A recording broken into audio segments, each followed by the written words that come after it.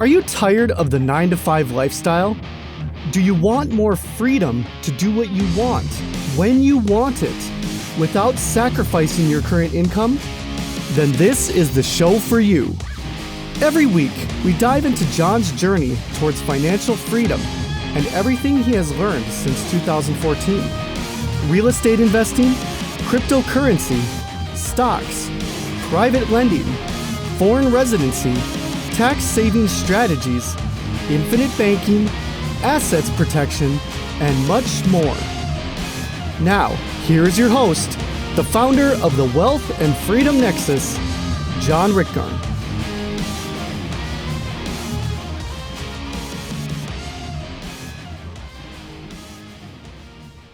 Good morning or good afternoon or evening or whenever you're listening to this. This is the Wealth and Freedom Nexus podcast. And I have the privilege of the very first guest on this podcast, Rachel Jensen with ECI Development. Rachel is the Vice President of Sales and Marketing with ECI. It helps investors and homeowners look for basically property overseas. Maybe they're from the United States or Canada, and they just want to get a little location in a tropical paradise that they would like to call their own. I had the privilege of meeting with Rachel back in June when I was in Belize for a few days, visiting for a few days before the summit at San put on by the real estate guys. Great summit. Hope you catch it. Russell and Robert, if you're listening to this and you get some referrals, let me know. With that, I will pass this on to Rachel. Rachel, how are you doing? Awesome. Well, thank you, John. It's so nice to be here. I'm so honored to be your first guest.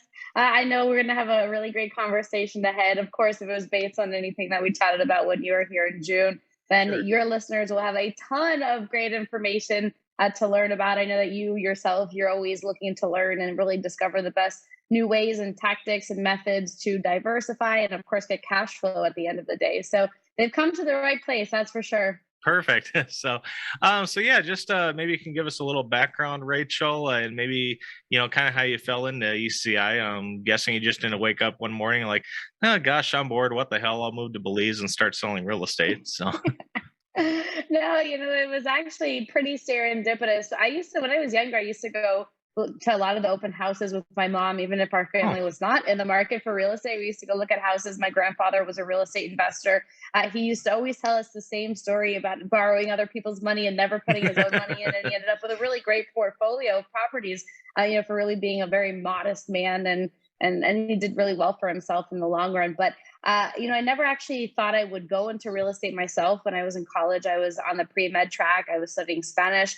I thought ultimately that I would be a dermatologist. So never really saw that real estate side of things. And then I went down to Nicaragua in 2010 when I was in college at that point. It was a medical mission trip. And actually, I loved the experience. I loved the people. I loved speaking another language, experiencing another culture. I ended up going back to college for the next semester and really questioning if I was on the right track for myself. And I continued with that pre-med route. But at the end of college, near graduation, when I really had no idea what I wanted to do, I had a great career advisor who recommended that I go to Nicaragua. She was actually with us on that medical mission trip that we went on a couple years prior. And so she said, I know you really enjoyed your time there. You speak Spanish. Why don't you apply for this internship?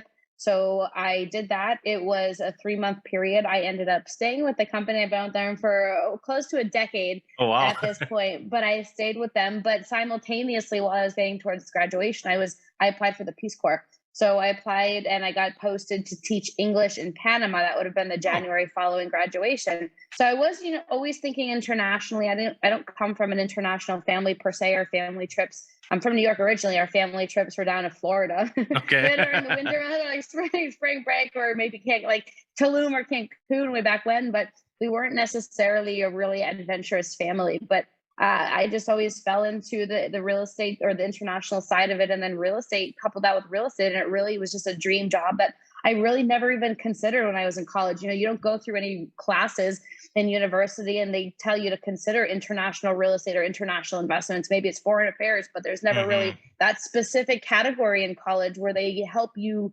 realize where you want to be and what you want to do. So it was pretty neat to accidentally fall into this. I really thought it would be a 3-month internship. And I remember in the internship interview, And Mike Cobb, one of the co-founders, and the other co-founder, Joel Nagel, were both there.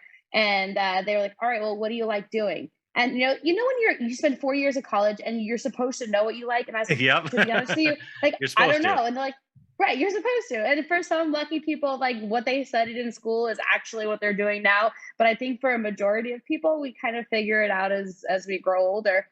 But I said, I don't really know. And they said, that's perfect because we have no idea what you're going to do with the internship. But just come on down to Nicaragua. Wow. and that's how it started. And then I was going back and forth between Nicaragua, Belize, some of the other projects that ECI, the development company, has. Ultimately, I really fell in love with Belize. It's just English speaking. It's easy to get around. People are so nice. I feel very safe here.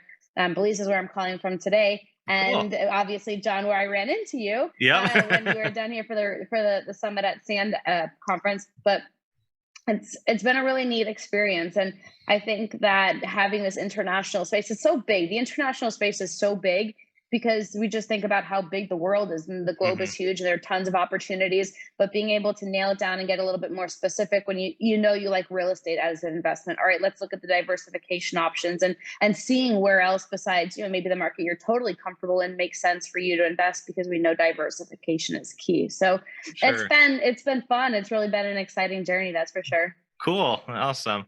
And maybe you can just give a little background on ECI. How long has ECI been around? And one question I had is, what does ECI stand for? I've followed the company for a while and I haven't, or does it stand for anything? Maybe it doesn't. I don't know. That would be a fun story if I told you it didn't stand for anything. Actually, the story is kind of fun. So it stands for Exotic Key, CAYE International. And the reason that's the acronym is because when the co-founders picked up one of the first properties that came into the ECI portfolio, it was called Exotic Key Beach Resort. Key Beach Resort. And so they made the IBC, the parent company, Exotic Key International. So ECI is essentially what the acronym is. And we go by ECI Development because nobody would really know what Exotic Key International meant. And also, we're not just here in Belize. That wasn't just the only property that we have in the portfolio. It's grown substantially since. But the company's been around for about 25 years. Oh, wow. Okay. 25 years in the region. And, each year, it's really awesome, too, because it's the same co-founders who started the company are involved today. And it's really neat to see how their vision has evolved. Initially, when they started the company, was to build affordable, high quality product, primarily for North Americans at that point, but it's become so much larger since. But for North Americans who are coming down to this part of the world, who wanted to own here and live, whether it was to relocate permanently or retire here or go back and forth, because there wasn't necessarily a standard building method. There's not really building code here. They say there is, but it's not really enforced. And so, like when you're an American and you've been down, John, like when it's hot and it's hot 99% of the year, you want air conditioning. Right. And even if it is hot, though, you still want a hot shower when you wake up in the morning. And those sort of things aren't necessarily standard in the building construction methodology here. So being able to be a developer with that North American eye, coming down here, offering a high quality product for our investors was really the vision of how ECI started. And every day we're continuing to evolve and grow and look for opportunities. We know not everybody is looking to be in the same location. While I live in the Caribbean, actually, I'm not really a beach person. I'm more of a mountain person, but I live on an island in the Caribbean. How that works. But we understand not everybody wants the same thing. Not everybody wants the Caribbean. Not everybody wants the Pacific. Not everybody wants the tropical highlands or vineyard. And so by being able to offer a variety of geographies, people are able to find a place that really best fits them or suits what it is they're looking to accomplish. And for me personally, that's why I've stayed with the organization. I just really believe in their business model. I believe in being able to offer geographic choice to consumers and letting the consumer decide where they want to be instead of us saying we have one location and it's perfect for you. John, Belize is so perfect. One size fits all. Exactly. Exactly. So it's been really, I think, remarkable to be a part of a company. And I just got back last week from El Salvador. Oh, wow. Honestly, El Salvador was never, ever on my radar. It was always a pass-through airport. San Salvador, people are like, don't leave the airport. It's so dangerous. Right. But because the country started accepting Bitcoin as legal tender there on September 7th, we have a big crypto Bitcoin following within our network. And so we decided to go down to El Salvador and check it out and see what it's like. So we were there for the September 7th launch of Bitcoin as wow. legal tender. And we also have been secretly in the works of finding property there in El Salvador. And we have identified the perfect spot, actually overlooking Bitcoin Beach, which is the name of the area called El Zonte. Yeah. So, I mean, that's just one project we're working on. We're not only a crypto company, obviously, but we have a lot of crypto folks that are involved and owners. And so it's pretty neat to see this financial revolution that's happening too, just across the globe generally. Yeah, it's definitely been interesting. I think I heard, I don't know if it's official yet or if it's coming down the pipeline, but it sounds like Ukraine's going to be the next one that accepts Bitcoin as, legal tender, just like El Salvador. So it'll be very interesting to see how, where this leads us and who else adopts it. So it's true. And I know that there are definitely some kinks that need to be worked out. Not everyone is used to smartphones and internet and all that. So that part, I think, has a long way to go in some of these countries until it is adopted by 100% of the people. But it was neat to see that a country is forward thinking enough. And the current president in El Salvador, Bukele, he's just done an incredible job at really cleaning up the country, cleaning up the image. I mean, just also in terms of gang violence, those numbers have been reduced significantly. It's no longer in the list of the 50 most dangerous countries in the world. It used to be in the top 5. Oh, geez. It used to be in the top 5, right? But it's become an incredible place now, and it just means there's incredible potential. And I get it, not El Salvador may not be right for everybody. You may hear people, there may be people on the other side of the line who are rolling their eyes like El Salvador, give me a break. But you know what? No good chance, news is we have Belize or other Panama or a country that either feels more comfortable or more stable to you. Cool. All right.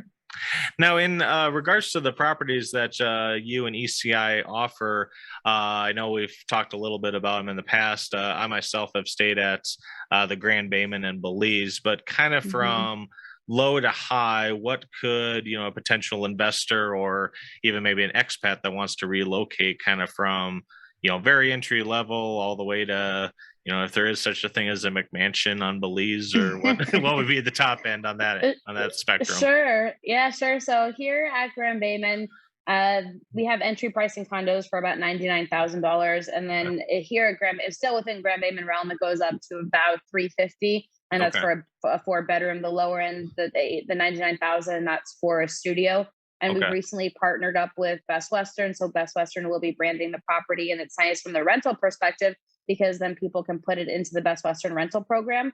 But then if you want to live here, right? If you want to spend time, if you want to come and go, you do not need to put it into the Best Western rental program. And, I personally own in the Explorer building. It was the 4th building that was up and running. And I ended up moving out in May. Oh, wow. Because, I did. And found another place to live because I just saw such incredible rental opportunity with the condo community, with it coming under the Best Western name. And, nice. People, like some people have their preferred brands. Maybe Best Western is one you stay at, maybe it's not. But what I know and what our company realizes is that there's a variety of tourists. There are people who are coming for that affordable vacation and don't need to spend $300 a night. And then there are the people who are coming who want that luxury beachfront 5-star amenity place. And Grand Bayman, the Best Western here, it's a really unique opportunity to serve that middle class market, the people who are coming who want to spend $100, $125 a night, be close to town, have the amenities there that they need. I don't remember, John, I don't think that the pool was totally done when you were here a couple months ago. Yep, I was able to go in it, but they're still finishing up hard, and I think they're working on the swim up bar, if I remember correctly. So yes, so that's just about done. They're putting the bodega in for the bar, and so it's been neat to see all the progress there. But there are amenities already here on site, and so there's a really good market here, I think, for people to come here on vacation, want to put their money in the water, want to dive, snorkel, fish, whatever it is. Maybe they are affiliated with Best Western, maybe they're part of the loyalty program. And so they're able to capitalize on a Best Western being here. And by being an owner at a Best Western condo, you get title to it, it's yours, but you put into the Best Western rental program. And then they just rent out the condo for you on a rotating basis. And then you earn the revenue that comes in from your condo. So it's a pretty efficient model. And, I've obviously done a lot of work behind the scenes at looking at the brand, analyzing the brand, and thought personally it makes sense to put my condo into the rental program. So that's what it's up to these days. All right. Actually, two questions came up just thinking about that. With the Best Western program, say someone is a Best Western member and they have, whatever, a free night or X number of points. Mhm. Are they able to use those, through and, get a free night or dollars off on the property? Or does it work just like any other Best Western hotel, like say in States? Yep, they certainly can. So for the rental perspective, if you have those loyalty points, if you are a part of their program, you are able to apply those points to your stay in a Best Western condo. And the neat part is that the owner of the condo, because they are all individually owned and titled, still receives dollars back, Okay. because what they typically do is they'll set aside some funds that are coming in as like an escrow. They hold those in escrow, and then they're able to convert the points to cash for the Okay. owner, so that the owner is still getting paid in cash, because otherwise it's not as advantageous for Sure. an owner if well, there are all these people who are using points, I don't want it. Right. But owners are compensated. Okay, interesting. Okay. And as far as the compensation, I'm guessing like there's either a flat fee, or is it just a percentage of the income that goes to Best Western, or how does that work Mhm. for an investor? Yep, it's a percentage. And so we have whole performas that break down the numbers and the estimated costs and utilities and all of that. But it's essentially, at the end of the day, it's a 70-30 split of the adjusted gross. 70% goes to the owner, 30% goes to the management team. Okay, cool. And then as far as I know you said like the high end entry points, would that 350 kind of be across the gamut, whether, say someone was looking in Panama or Belize or Nicaragua or any of the other places that ECI is in? Yeah, so that one would definitely be a little bit more specific to here at Grand Bayman. That is really for the 4-bedroom, 4-bath model. But we do have the high end as well. So we have the Marriott. Marriott is a 4.5-star luxury property on the beach, a Caribbean front, looking right out at the Caribbean waters. Pre-construction right now, so they're the pre-construction opportunities, and those start at about 350. And then if you want that 3-bedroom, like a 5th floor penthouse, then it's about 1.1 million. Oh, So there all? is, Okay. yeah, that's all for a casual over $1 million. But you can see there's a good variety. And then with our other properties too, we're in Panama, Nicaragua, El Salvador. There's a variety of products. We have tiny homes in Nicaragua, for example, that started about 92,000. And then we have tiny homes in Panama that go up to about 150,000. That's about the range, 92 to 150,000. Okay. But in between, there are condominiums, luxury condos, home sites for custom builds, casitas, which are more of a 2-3 bedroom model. And each country is a little bit different in what it offers. Here in Belize, we have condominiums and some tiny homes. In Nicaragua, it goes all across the board, from the condos, tiny homes, home sites, etc. Same with Panama, it's all across the board. El Salvador, all across the board. So there's a good mix of what's available, and it really just depends on what someone's looking for. And my best piece of advice for people who are looking at property overseas is really understand what your end goal is.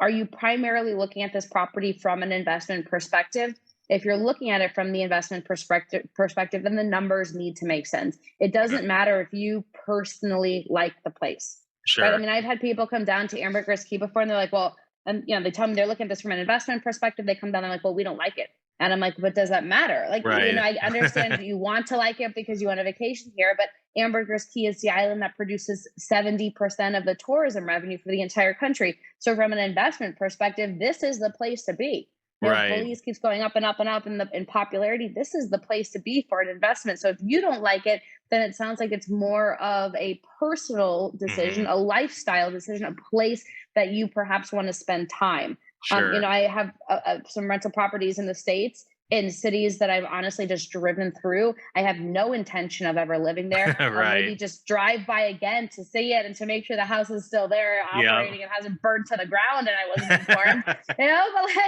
But so I think sometimes, because it is a tropical destination, people very often combine this concept of lifestyle, like I need to like it and I want it from an investment perspective. And it's very hard to find a property that's going to produce the sort of numbers that you like if you treat it as a lifestyle property.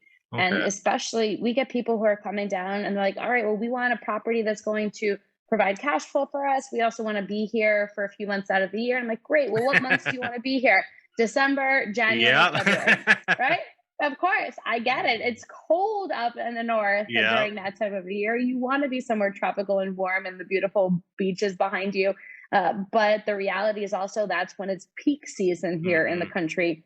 And it's very seasonal. Rentals in this part of the world are very seasonal. So you're going to get a majority of your rentals in from middle of November through about May. And then Okay. you have a couple of times during the slow season where it spikes up due to events like Lobster Fest or Easter is during high season.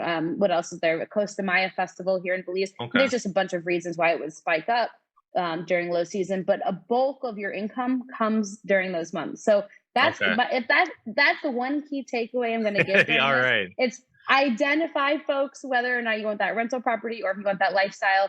And if it is going to be a place where you're going to be spending more time, are you okay with the rental numbers being lower Mhm. because you're occupying it more? Or maybe you're a weirdo and absolutely love going to Belize in July or something, and is it going to impact the numbers? Who knows? Right. And I do have to say though, June, July, August, it truly is a nice time of year. Right now we're September when we're recording this. I know some people listen at different times. September, October, it's hotter than normal. We've actually had a pretty mild rainy season, so I'm gonna guess we're gonna get it in October instead. But Okay. it's normal. This is the time of year for rain. September, October is typically when we get rain. Okay. Cool. And now with the and I can speak a little bit with Belize. I know you mentioned it's English speaking. I was there for about 2 weeks. Really nice area, nice, obviously nice people, a nice culture. And you've kind of relayed a number of times. Belize is kind of more like a developing market, like you said. Mm. There's more interest in it and more people coming for tourism or moving down there.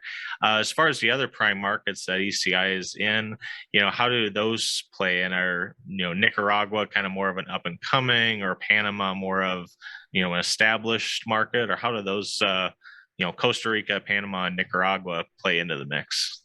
Sure. So I'm going to send you, John, the real estate investment curve, and you can have your folks request that from you, Okay, and just let people know to message you about it. But we have perfect. this real estate investment curve, and it's essentially a bell curve, and we call it the investment property chart or investment the real estate investment curve. And Okay. so countries that are at the top part of the bell curve, like Costa Rica, Panama, they're countries that tend to be more developed. Costa Rica is usually at the top because it's been in the marketplace for the last 25, 30 years, very Okay. popular for tourists. When you talk to people and you say, have you been to Central America? 2/3 of people usually say, oh, yeah, I've been to Costa Rica, or I know Hmm. somebody who's been to Costa Rica. So countries that are at the top part of this bell curve are countries that you're able to get in. You have higher cash flow, but it's also more expensive. Okay. And so, depending on what your goal is, are you as an investor looking for appreciation? Do you want a market that has a big opportunity for appreciation, or do you want something that's more established but has a great opportunity for rental income? And then, Okay. as you go down to the bottom part of the bell curve, you have countries that are not as developed in terms of tourism. They're not as popular. They're not places people are necessarily going on their honeymoon, but there's incredible opportunities for appreciation. So, Okay. Mexico right now is like top of the top part of the curve. But if we evaluated it 25 years ago, Cancun specifically would be at the bottom part of the curve. It wasn't as popular. People were going to Acapulco at that time. But Yep. 25, 30 years ago, Cancun would be at the bottom part. Now it's at the top. It's increase in appreciation. Prices there tend to be a little bit more expensive. It's also pretty saturated, but you do tend to find it is more a mature market. And so when you look at the real estate investment curve, you have Panama at the top as a country. It really is quite developed. It's a second world country. I know people don't really use those terms anymore. Sure. It's not quite a developing country, but it's not developed. It's in the middle. A big reason that it is so popular and stable is because they have the Panama Canal there. It's under Panama's control now. So Hmm. anytime a boat goes through the Panama Canal, it's money coming into the ATM machine for Panama. So that means they have money to put into improvements in infrastructure and just general development of the country. And so it tends to be a more popular option for people who are looking at a country that's stable. I mean, I think Hmm. all the countries are stable in their own ways, but in Panama, it's stable when it comes to having the boats come through the Panama Canal and having constant money for development. Then, as you go down to towards the bottom part of the curve, you have Belize there that's in the middle. It's Okay. not yet as popular as Costa Rica. It's getting there. It's certainly getting there. I remember when I was going through the airport earlier this year, I went through Miami at one point and I went through Houston, and they had huge signs for Belize, huge like billboards as you're walking. It said all about Belize, come visit. And so I think as that mainstream tourism perspective starts to focus on Belize, then we'll start to see the numbers increase. It has increased tremendously over the last 10, 12 years, but it's going to grow even more than that. And I've been coming down since 2012. And even since I've been coming down for the last 10 years, I mean, obviously I live here now, so I see it more on a regular basis. It's growing. More people are hearing about it. And I can tell when a place is becoming more popular because that's when my parents start to ask if they can come visit. Like when I moved to Nicaragua, there was no interest in them visiting Nicaragua. Like they thought it was the most dangerous place in the world. They thought that it was going to be, my mom actually really ended up loving the country. But I can tell you that that's how I base if it's a popular country or not. Oh, my parents are like, oh, Belize, I've heard about it. Maybe we should come down and visit you sometime soon. All right. So, they're like the mainstream tourists that I would see that I'm seeing coming down now. Then as you get to the bottom part of the curve, that's where you have Nicaragua. Nicaragua, and even below that, I would say is El Salvador. But Nicaragua is a country I think that's really misunderstood. I spent about a year and a half there when I was first starting out with ECI. And it's a country that I really do enjoy. I think it's personally better than Costa Rica. You get a lot more value in Nicaragua, a very similar geography to Costa Rica, but you just don't have those high price points yet because it's not as established as Costa Rica. And so I think it has incredible opportunities for appreciation. But like in all of these countries, you can thin slice areas even more. So like there are parts of Panama that are the top part of the real estate investment curve. There are parts of Panama that are the bottom part of the real estate investment curve, just depending on that location's popularity in the tourism market. But Costa Rica by far, I realize I didn't mention Costa Rica. Costa Rica is at the top. Costa Rica is the most popular tourism destination, then Panama, then you have Belize there, that sweet spot, and then you have Nicaragua at the bottom. But thin slice it all, and specifically in Nicaragua, you can thin slice it. We have a property there called Grand Pacifica. It's been about 15, 16 years since we've been developing it. Oh, wow. And it's been developing for a while. It's a large property, 2,500 acres, but it's been around and established in the marketplace for a while. So, when you own there and you have a tiny home there or a condo, you can expect it to rent better there than it would if you're buying a property in an area that's not yet developed. So there's a lot to factor into it, but just depends on what somebody wants. Like Belize is great for Caribbean waters. You have the diving, you have snorkeling, you have fishing. That crystal clear blue Caribbean waters is what you get here. As you go to Nicaragua, there are Nicaragua and El Salvador both. They have the Pacific beaches, incredible surf waves for people who like surfing. They're both incredible opportunities for appreciation. They haven't plateaued like Costa Rica has. As you get down to a country like Panama, for example, where we're at is specifically in a location called the Tropical Highlands. So it's a cooler climate, more mountain. You don't have the beach right there in front of you, but you can get there in an hour, but they're just very different geographies. Okay, cool. Now, with Rachel, with these properties, I'm actually right now in the process of getting financing for a duplex here in the States. Now, I'm guessing if I go to Jeremy, I'm not sure if he's going to listen to this or not, but I go to him and say, hey, Jeremy, I'm looking at this property in Belize. I'd like to get a 30-year FHA loan or, Fannie Mae loan at 4% interest locked in. I'm guessing he's probably going to laugh me out of the office. So if someone, maybe didn't have, whether it's $99,000 or 1.1 million just sitting in a bank account, are there other options for purchasing or financing options that ECI has available? Yes, so we do work with a bank here in Belize, and they offer up to 80% financing. We were able to get some really great rates with them, but they offer up to 80% financing. Depends on how much you're financing. If you're doing 50% financing with them, then you have an interest rate of 4.9%. It's a 30-year amortization, but a 5-year balloon.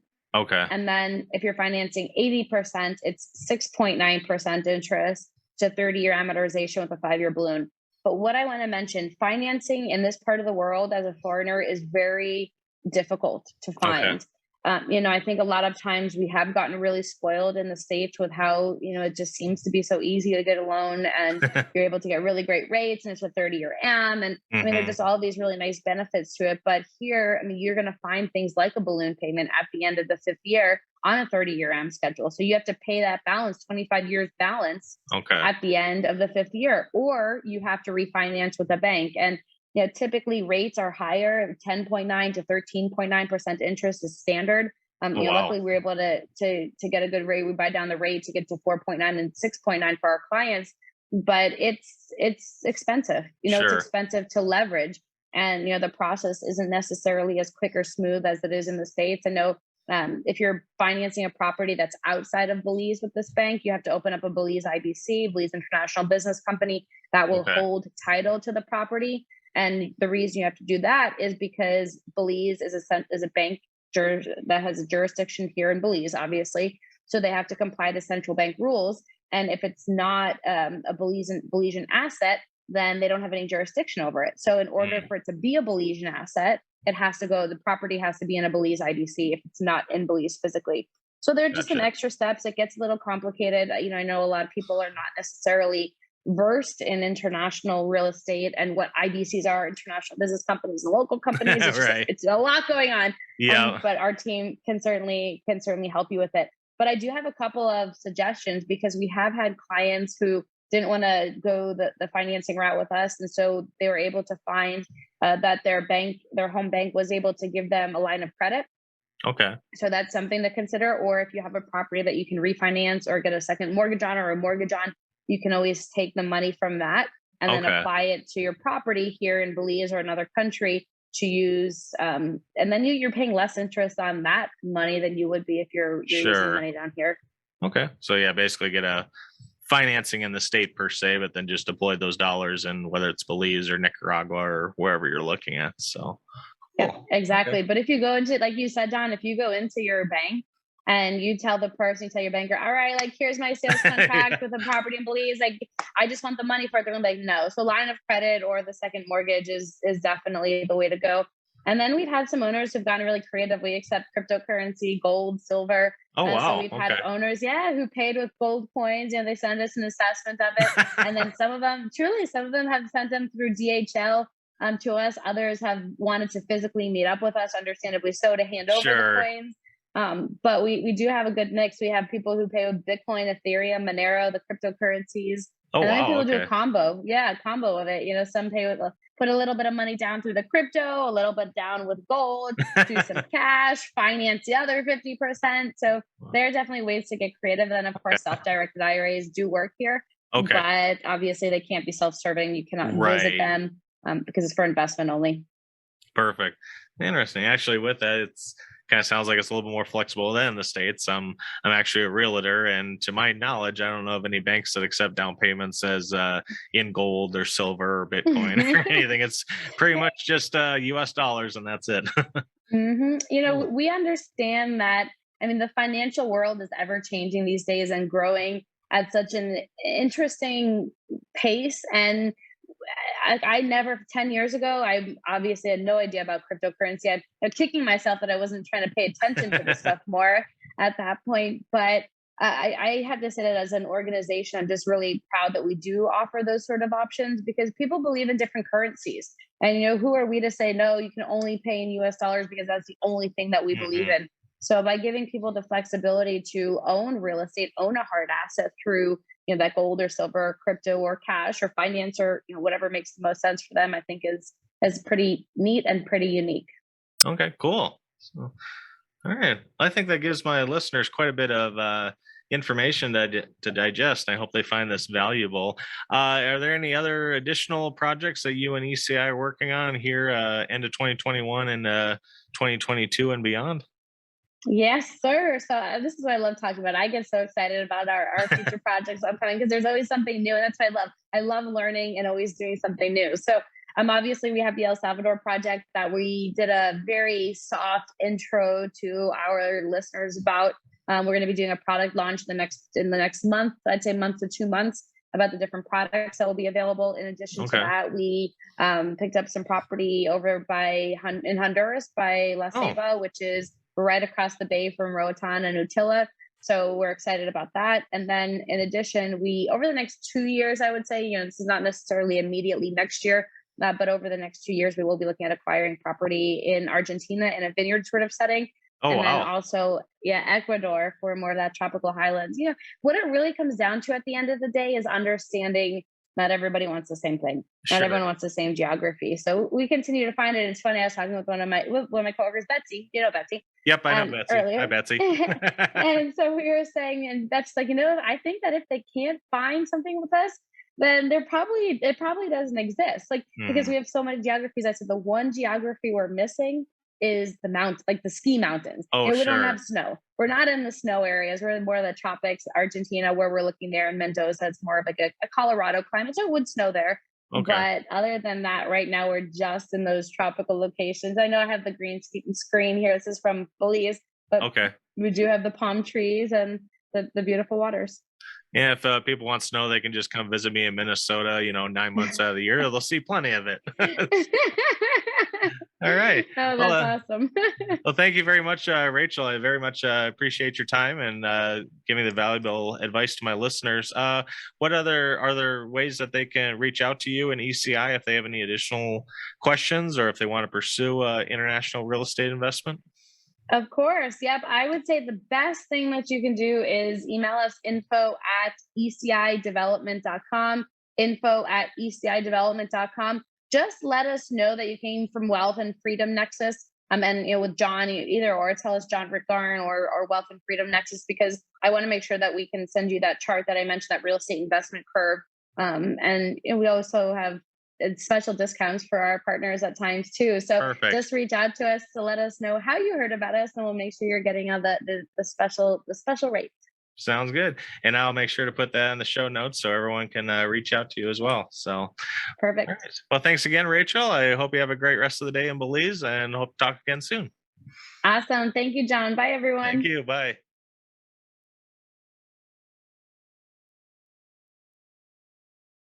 Thank you for listening. Be sure to share, rate, review, and subscribe on your favorite podcast platform. For more updates, check out www.wealthandfreedomnexus.com. Remember, nothing on this show should be considered tax, legal, investment, or professional advice. This show is produced solely for educational and informational purposes.